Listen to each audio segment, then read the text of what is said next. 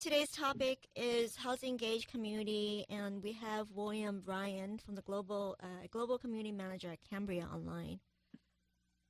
Awesome. Thank you. How are you feeling? It's my specialty. How are you feeling?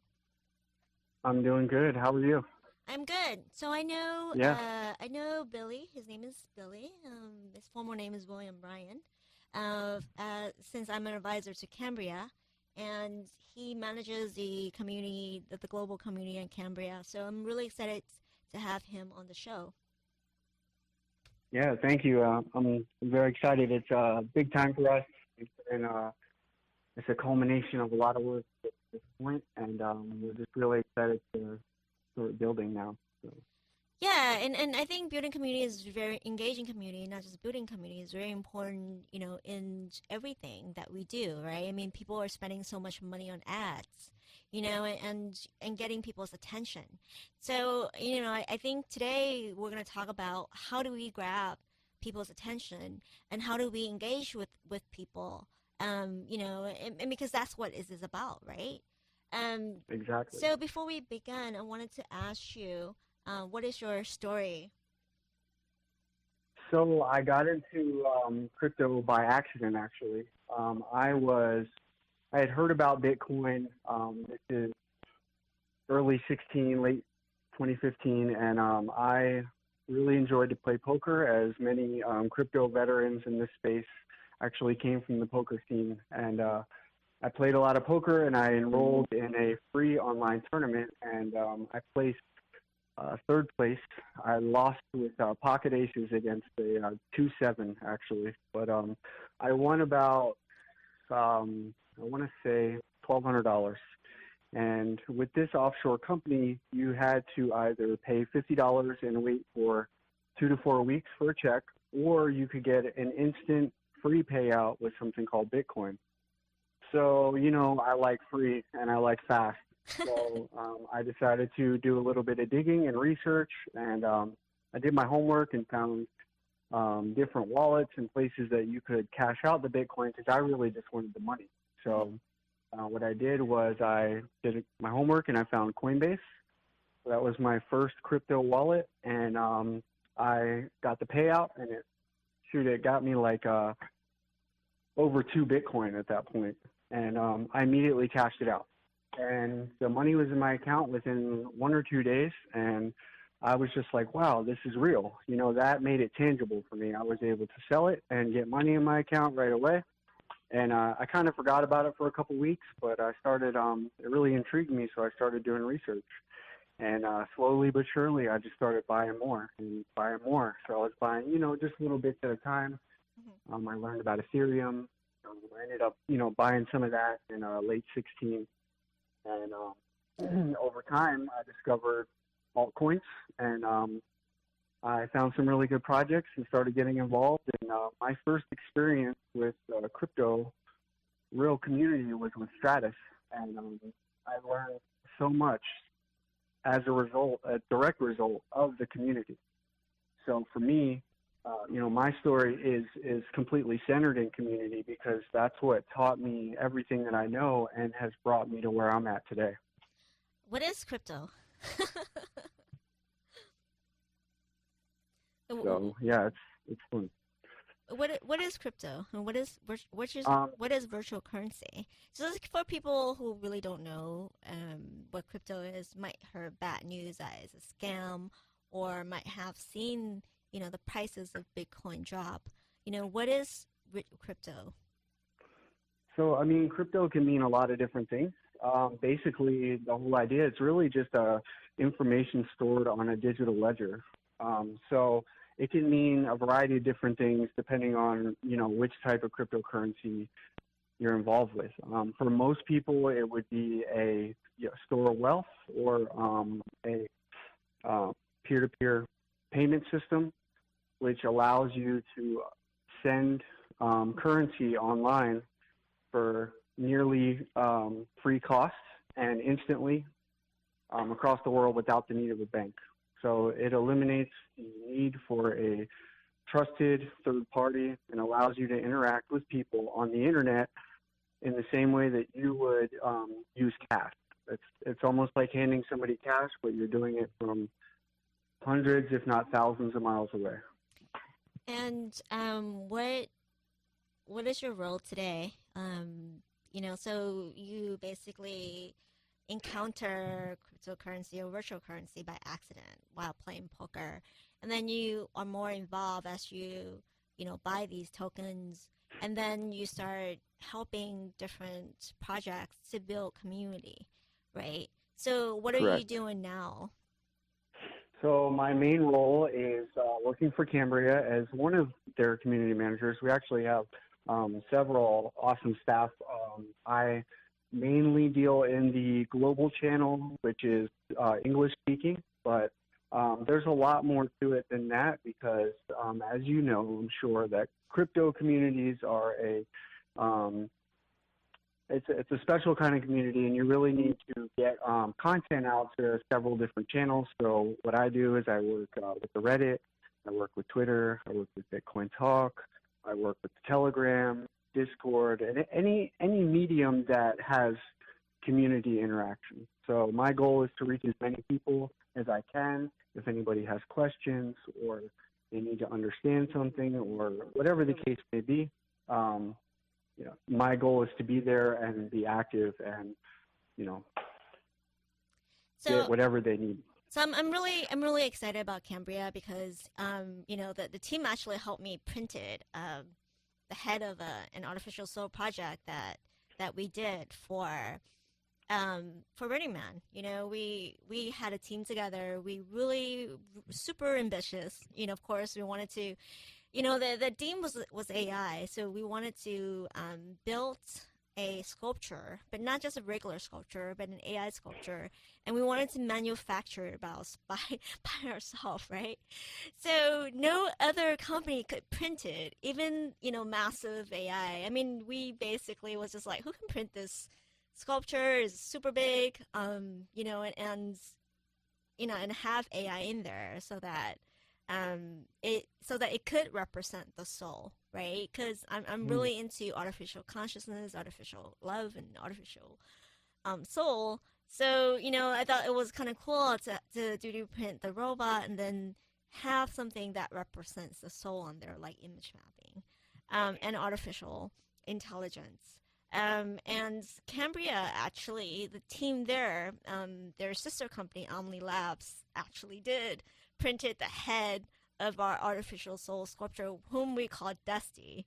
And so I was really, really excited about them because, they execute really, really well. And this is before I become an advisor at them. So, so I'm super excited about this project. I mean, they help you. And I think my story is an epitome of the Cambria story and their vision because that's what they wanted to do. If you have any idea, you can go to the open innovation platform and build stuff, right? And as a maker, so I make 3D printed jewelry, and as a technologist, we want to collaborate with other people because it's just really so hard to do, and understand the importance of IP as an attorney. However, I think there is no sharing of knowledge. If not, I was doing a nuclear fusion panel for Venture Labs. Um, I think this year or last year, and we had like about 3 or 4 of the 5 companies in nuclear fusion come and speak. And before the panel, we actually went and shared knowledge, and that was amazing because nuclear fusion people, they never share with each other, and a lot of these companies went on after the panel and did really well. So I'm really, really excited about Cambria, and community, because I think, there's so much like people who are social engineering, there's scams out there, and I think it's very difficult to build an authentic, real community. Um, so I wanted to ask you, like, what does community mean to you specifically? Well, I mean, first of all, in this space, and I love your story, by the way. That is exactly why Cambria exists today. Is we want people to be able to come to us with ideas that we can help with. It's really the culmination of what Cambria is. But for community, we're in this space and we're still very early.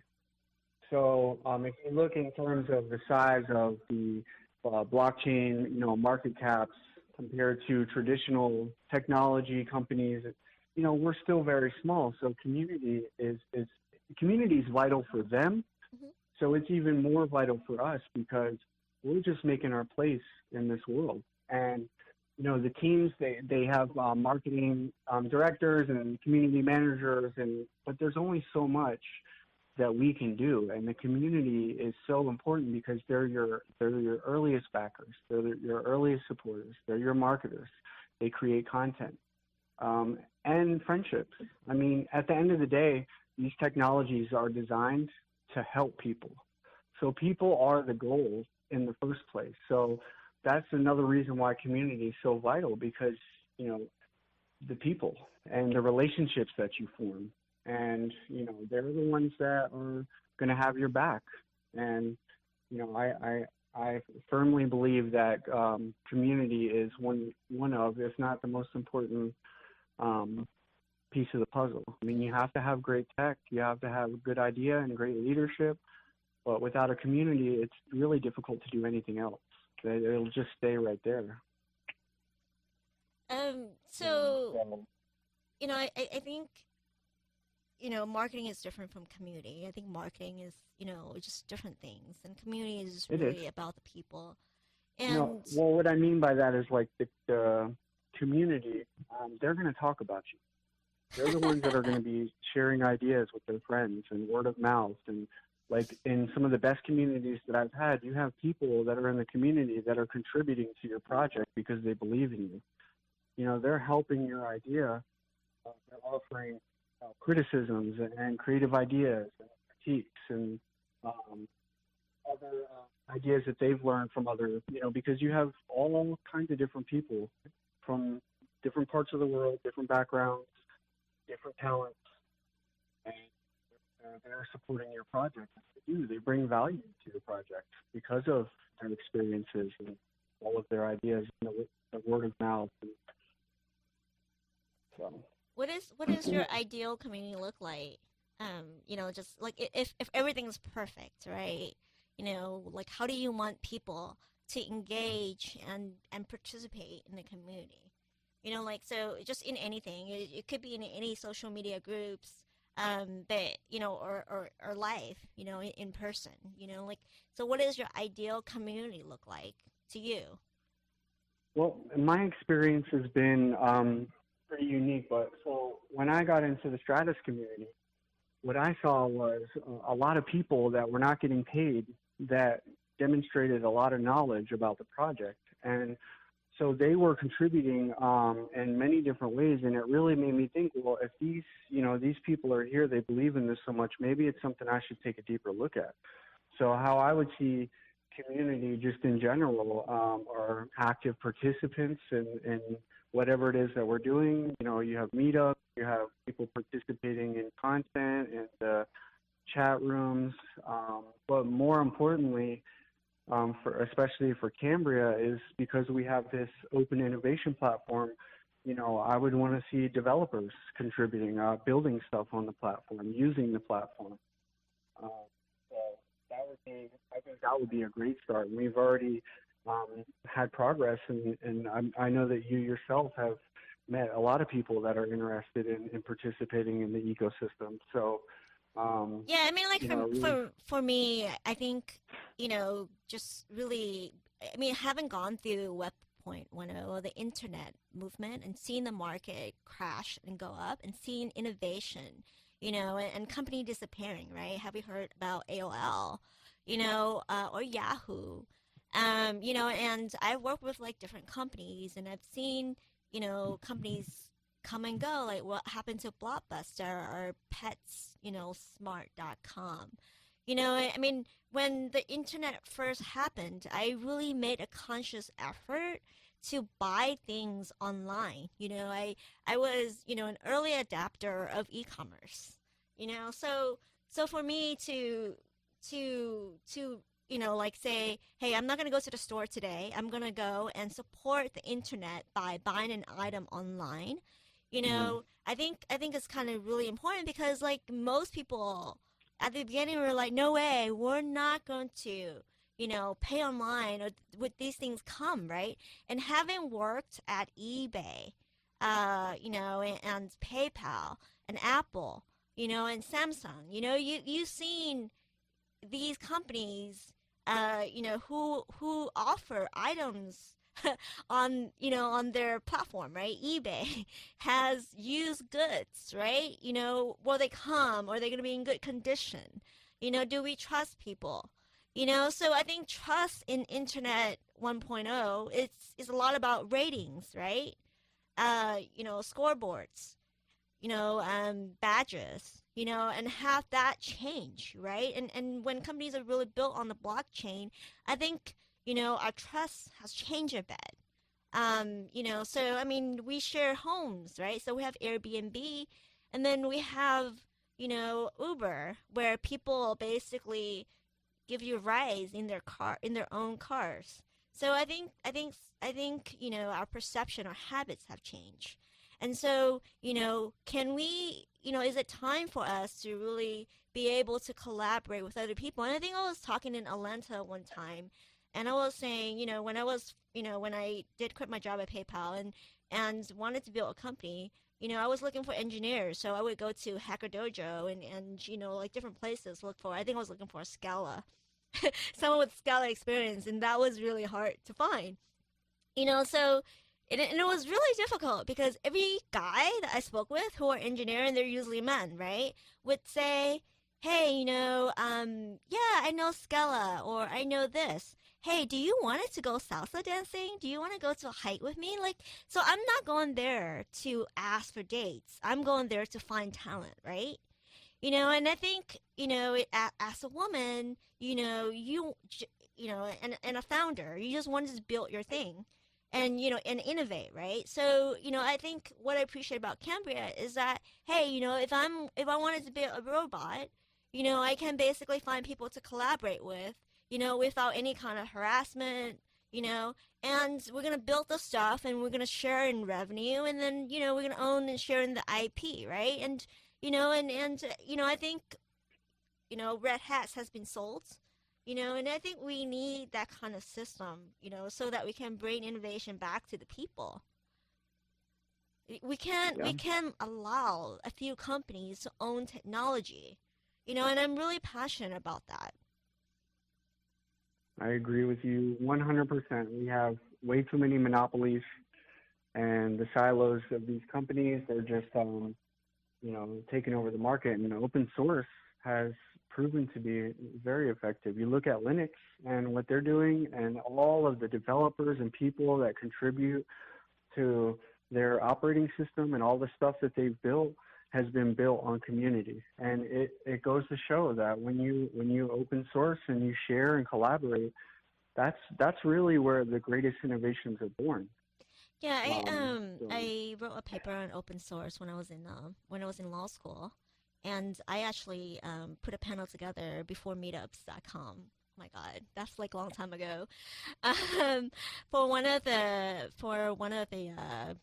group community groups, and it is kind of weird to talk about community groups that pre-existed before meetups.com, right? Um, and we spoke about open source, and I remember talking to, the founders, some of the early adapters and grandfathers of open source, and their vision, and and it's kind of exciting because it is a lot about collaboration. It's about usage, and it's kind of challenging because I mean, it's challenging to me because I working in house for a long time. Of course, a lot of things at work are confidential. I don't share them, because they're IP and they're protected. They have patents and stuff like that. And I think, in the open source community, I think there's different kinds of licenses, and it's a little bit different because sometimes you don't want to taint private with open source, code and all that kind of stuff, right? But I think there's a place for it, right? And I think, if we can make a conscious decision about what we make open source and what we make private, you know, like so we can have certain things that are open source for the community to build upon. I think that will be super awesome. Yeah, for sure. I mean, there's definitely a line. You just can't open everything up.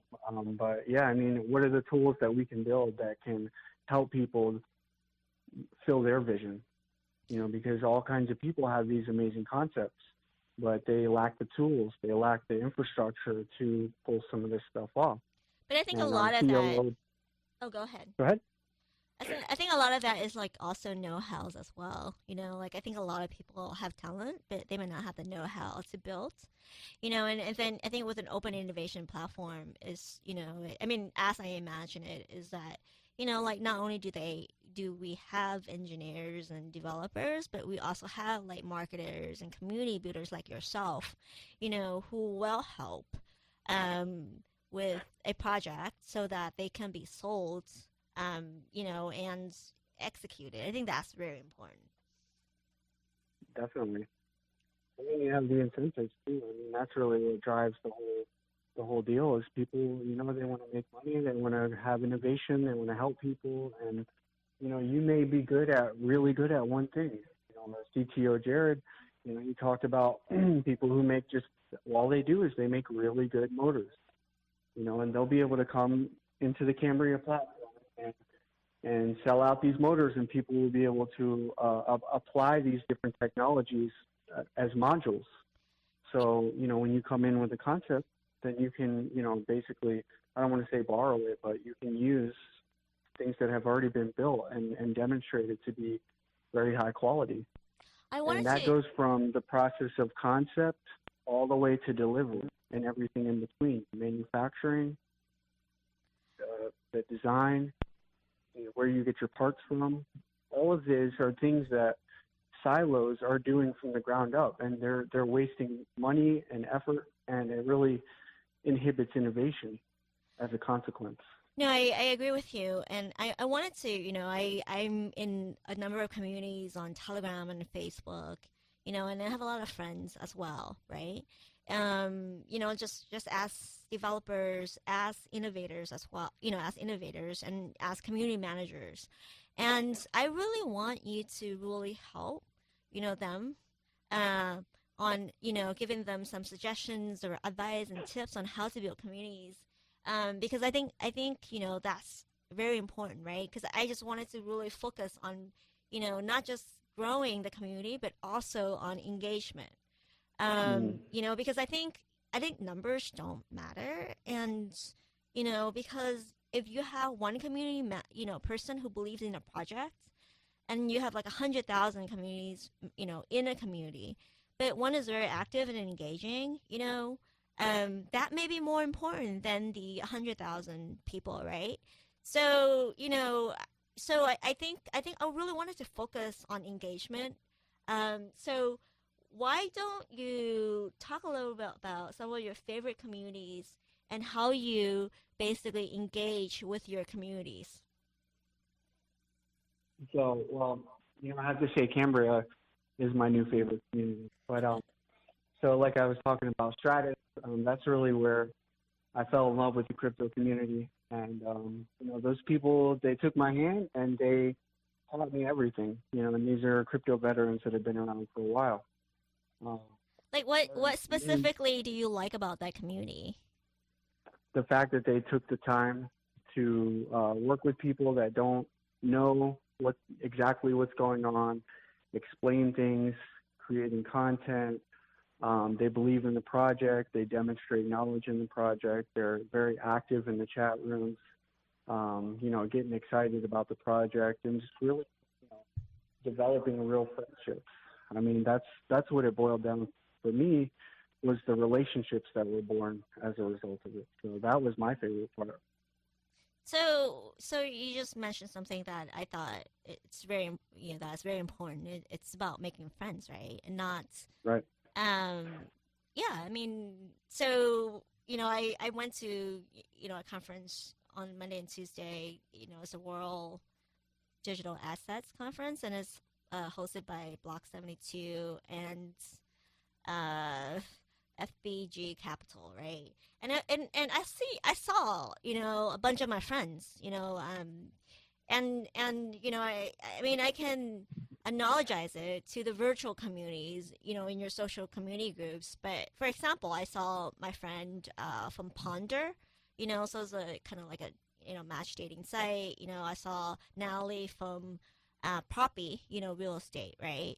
And then B Token, which is kind of like an Airbnb uh, for uh, for using tokens, and I met Harmony and a few other different companies, and I'm just like, wow, cool, it's kind of awesome to see them, and of course we say hi, and I do not advise them, and I talk to them, right? And because we're friends, it's about community. I think a lot of it is just really about when you make friends, do you expect anything out of them? Or do you expect them to do something for you? That doesn't sound much like a friendship. It sounds like a business relationship. I know. I think a lot of people they miss the point on that. And really it's about people. Some of the best friends that I've ever met, my best friends in this world, I met as a result of blockchain community. And that's been the best thing about all of this.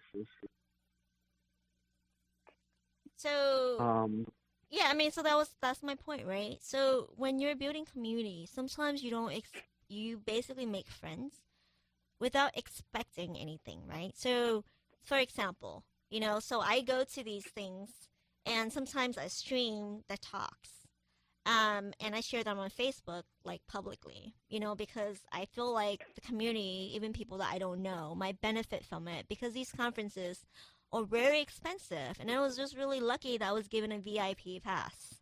However, a lot of people cannot afford these, right? And sometimes they have really awesome information that I wanted to share with the community at large, so, they can do a search on it and they can find them and listen to it. And I do not expect anything back, right?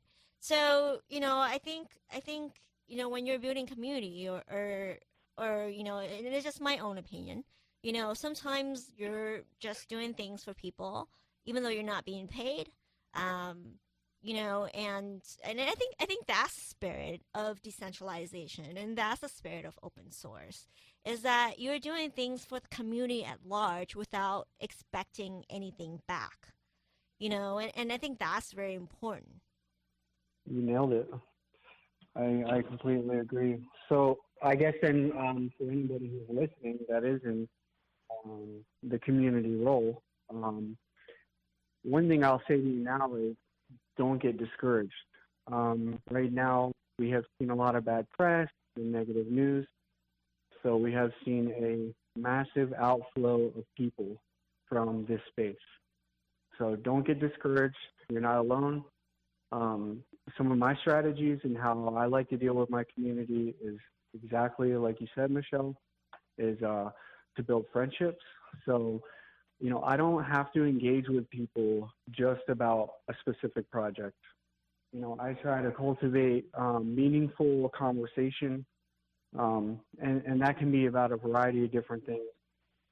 It can just be banter, but I just really try to get the conversation rolling by asking questions, talking to people like people, because that's what community is. And So I wanted to ask you, like, what is your favorite, like, social media communities, since you manage, Reddit and Telegram and and Discord? Like, what are some nuances between them, and and do you like tailor to your community? Like I mean, I guess you could have certain friends in Discord that you really like, like that likes to use Discord all the time, or you have certain friends in Telegram that you really likes Telegram. Like I certainly do. I have some friends on Telegram, and some of my friends are not on Facebook. So how do you manage that? well, I have grown to love Telegram. Hmm. And the reason for that is I feel that the conversation flows better there. It gets people talking more, and really interacting with people through conversation. But every platform has its pitfalls. Discord and Slack I consider to be very similar. And the benefit they use in those communities is that you can organize things. You can create different channels for different content, and that really helps to have content be organized and in a location where people know where to look for it. So on Telegram, because the conversation flows so much, you tend to lose content. It gets lost in the talk, and you have to scroll way up to find it. So for community, for conversation, I like Telegram, but I definitely see value in Discord and in Slack due to the channels. And there's Reddit and Twitter, and they all have their strengths and their weaknesses. But I would suggest to try to utilize all of them. You don't need a Slack and a Discord. I would probably lean towards Discord, but that's a personal preference. But and some people don't like Telegram, and so you really kind of have to cater to that and have a venue for people to share how they want to share and communicate where they want to communicate. Yeah, I'm on Telegram a lot, I say, and the Facebook. I mean, mainly because I have a lot of friends there, and I tend to remember everyone's what they're doing, whereabout, and their interests. So it's just easier for me to keep track of, not keep track, but just make if I hear of anything, I'll let them know, and I think and I think it's kind of awesome, right? So say, hey, one of my friends just went to Estonia, and. As Estonia e-resident, I was just like, awesome, you actually went to Estonia, and then he'll be like, oh, it's your turn now, right? It's your turn to go to Estonia.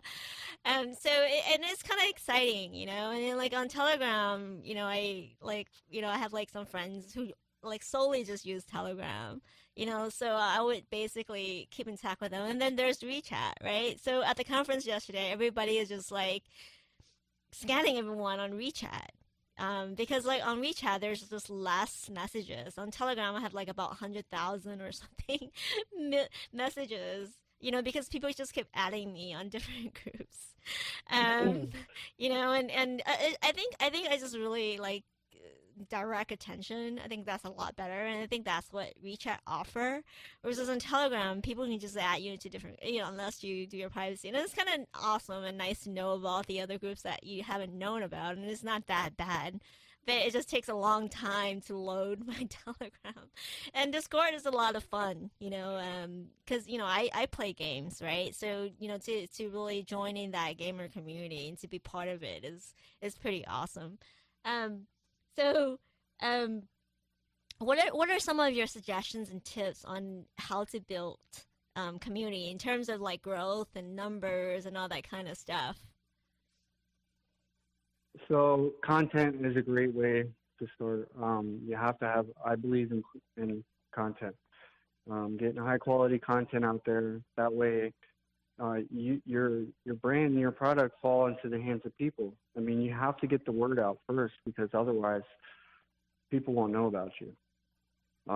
So you have to have marketing, really, whether that be word of mouth or whatever the case. But so if you're building a good product and people see it, generally they're going to look into you.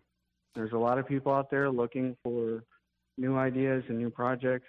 So if you can find a way to get yourself out there and be visible, and then as a consequence, people should start to come in. And that's the key. Once you get people in, then you have to get them talking. You have to get them engaged. Okay, let's just back up a little bit. So I just wanted to paraphrase you, because I think this was really important to emphasize. So sometimes to build community, you need to market, right? You need to tell people about it, whether it's word of mouth, or advertising and stuff like that. So community is a little bit different from marketing, and marketing could be a tool to build community. Exactly. Okay, and then the second point I wanted to emphasize is content is king, right? So, if you don't have content, then how do you get attention from other people so that they can know about your project? And I think sometimes we use fancy names like marketing and community and all kinds of different things to make us sound very important and pretentious. But it really boils down to relationship and like just like people and how you communicate, right? And content is a part of communication, an important part of communication, because, and also arts and visual arts and all that kind of stuff, to get my attention as well, right? So content is king. Marketing could be a way to let people know about a community so that they can join. I think those are some of the suggestions that that William has for us. Plus attitude. Attitude is so important. An attitude. So you soft want to skills. Be friendly, outgoing, nice. Really, really treat people right. So what happened when you don't have the attitude? So if I'm kind of grumpy all the time, and I actually been to conferences where I was just like, well, like I've been to conferences where I've met like one of my friend was very grumpy, and I said hi, and then he was just like, oh, I'm busy, or I'm doing something, and I'm just like, oh. and I was just like, oh, I don't want to talk to you now because I don't have time for that. I don't have time. I do not personally have time for bad attitude. Because my time is precious. And if you have a bad attitude and you're at a conference and and you're at an open table, like I don't want to talk to you after I say hi and saw your face or your attitude. I think people sense it, right? And I think even on Telegram, like, I'm not even talking about individual people, but I think the community as a whole has some kind of culture, and it has that kind of spirit, right? And you could kind of see it, right? So, like, if you go to, like, I don't know, I'm not going to talk about the Cambria Telegram. I'm going to talk about, like, another one. So, for example, if I go to, a different Telegram group, and the people are kind of like, all they talk about is, like coins example, it's just a little bit like too much, like signals and stuff like that. Or you go to another, Telegram group with a lot of like airdrops. Everyone is just like, oh, where's my coin? Where's my coin? Where's my coin? And that becomes the culture of the group. And I'm like, okay, I don't want to join that because I don't want to like scan through like thousands and thousands of messages that says one thing. Where's my coin? So I think each Telegram community has that culture that is made up and composed of the people who belong to that community. That's true. I've seen a lot of those for sure.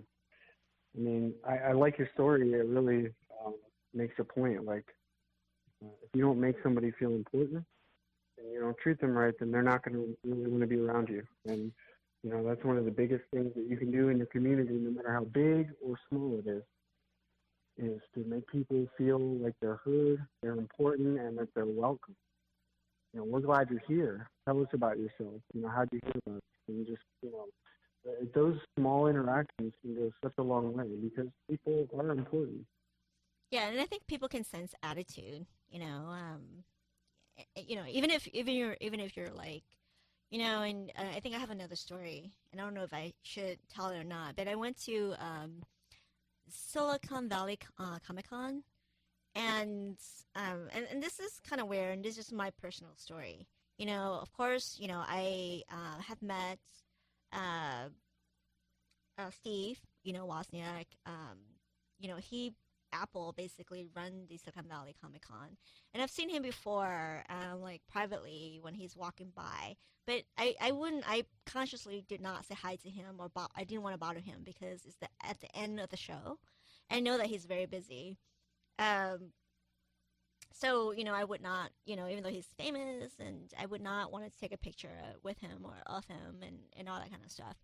But I think there was one day I was doing a daytime when I was, I asked him to see if he's free for a photo, and he said no because, I guess it was his policy, that day that he would charge for photographs with him to support a nonprofit. And I'm like, okay, cool. It's to support a nonprofit. I guess he's charging for photographs. And at the end of Silicon Valley Comic Con, he was speaking at another room. And so I went there. My nephew and I sat right next to his wife.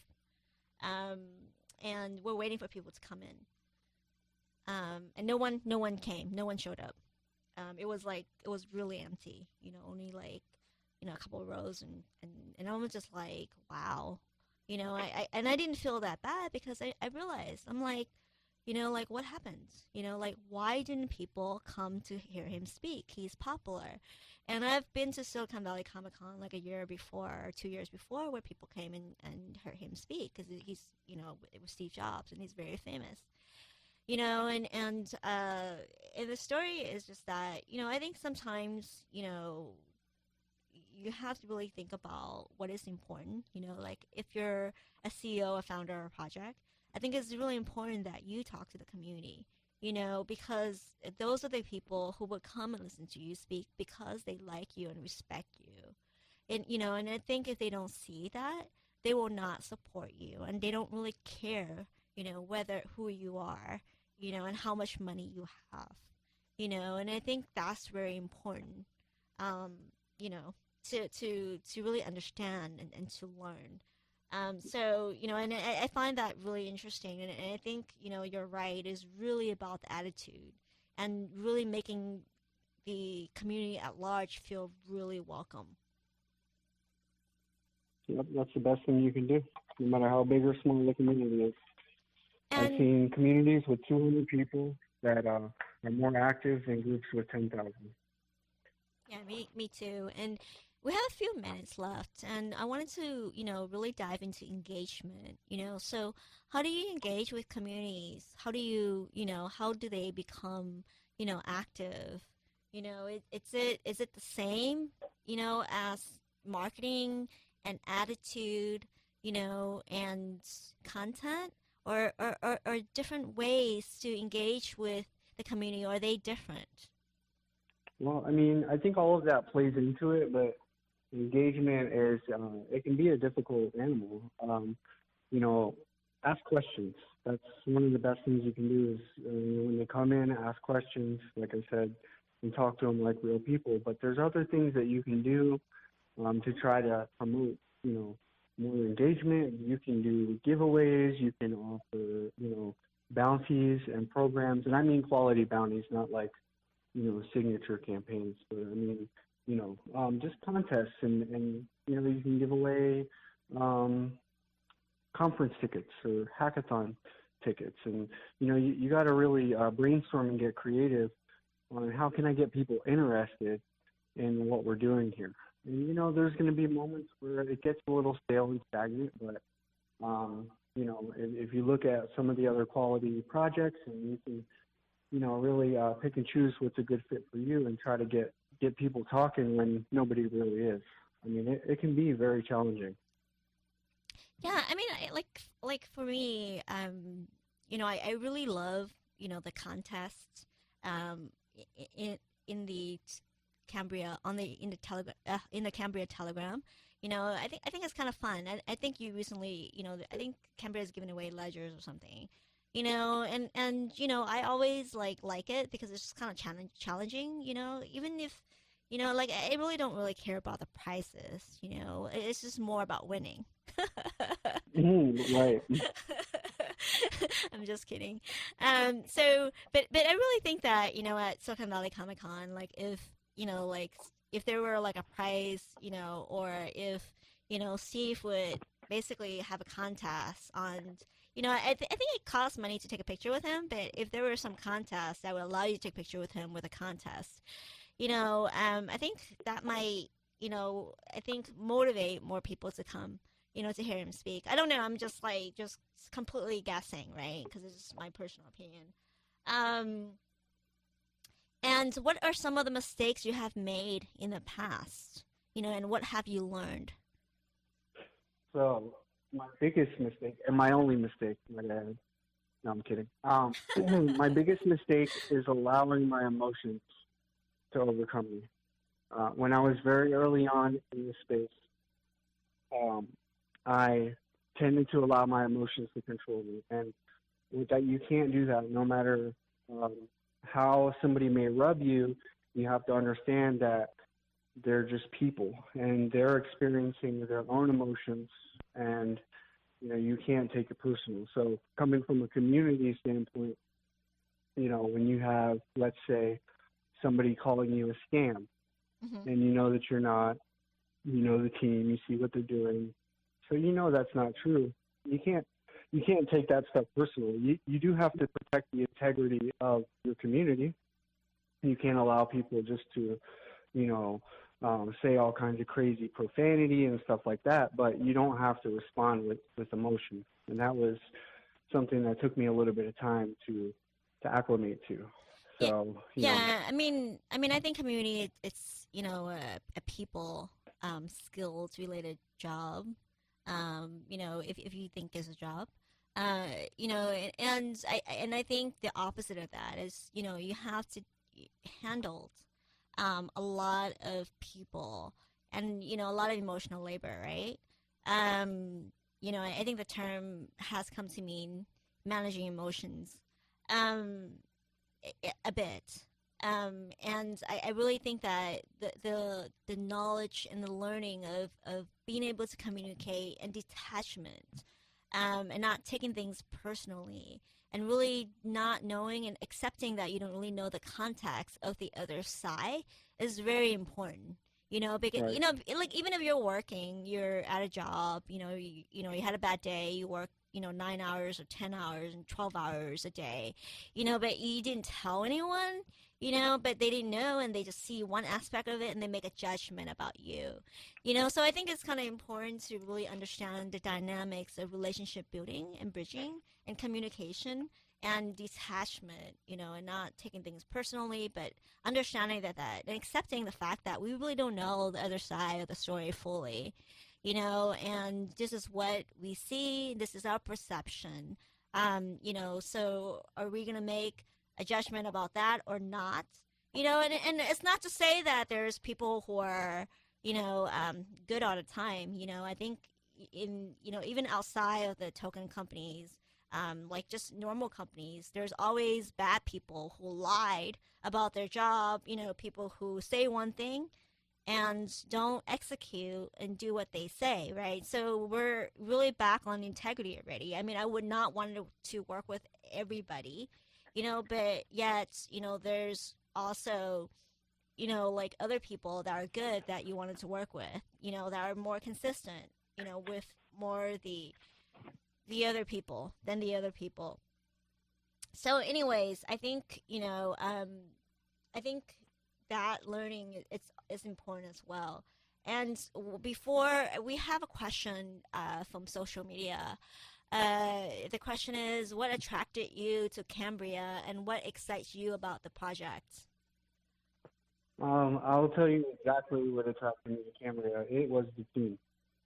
The team, the people, the men and women that I work with are fantastic people.